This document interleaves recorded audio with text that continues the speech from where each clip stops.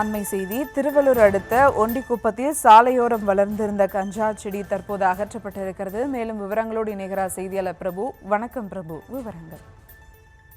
வணக்கம். திருவள்ளூர் அடுத்த ஒண்டிக்குப்பத்தில் கடந்த 2 தினங்களுக்கு முன்னர் போதை ஆசாமிகள் 4 பேர் சேர்ந்து பார்த்திபன் மற்றும் சுகுமார் ஆகிய 2 இளைஞர்களை கல்லால் அடித்து கொலை செய்த சம்பவம் அரங்கேறி பொதுமக்களிடையே பெரும் அதிர்வலைகளை ஏற்படுத்தியது.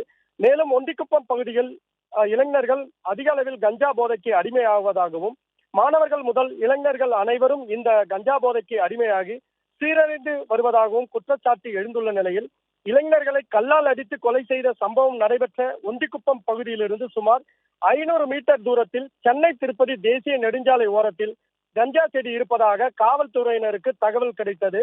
இதனையடுத்து விரைந்து வந்த போலீசார் சாலையோரம் 1 அடிக்கு வளர்ந்திருந்த கஞ்சா செடியை அங்கிருந்து அப்புறப்படுத்தி எடுத்துச் சென்றனர்.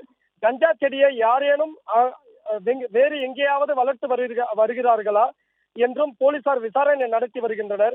இதனைத் தொடர்ந்து திருவள்ளூர் மாவட்ட காவல்துறை மணவள நகர், ஒண்டிக்குப்பம், ஆற்றங்கரை ஓரம் உள்ள பகுதிகளில் ஆய்வு செய்து இதுபோன்ற கஞ்சா செடி எங்கேயாவது வளர்கிறதா அல்லது வளர்க்கப்படுகிறதா என்பதை கண்டறிந்து நடவடிக்கை எடுக்க வேண்டும் என்ற கோரிக்கையும் எழுந்துள்ளது. விவரங்களுக்கு நன்றி பிரபு.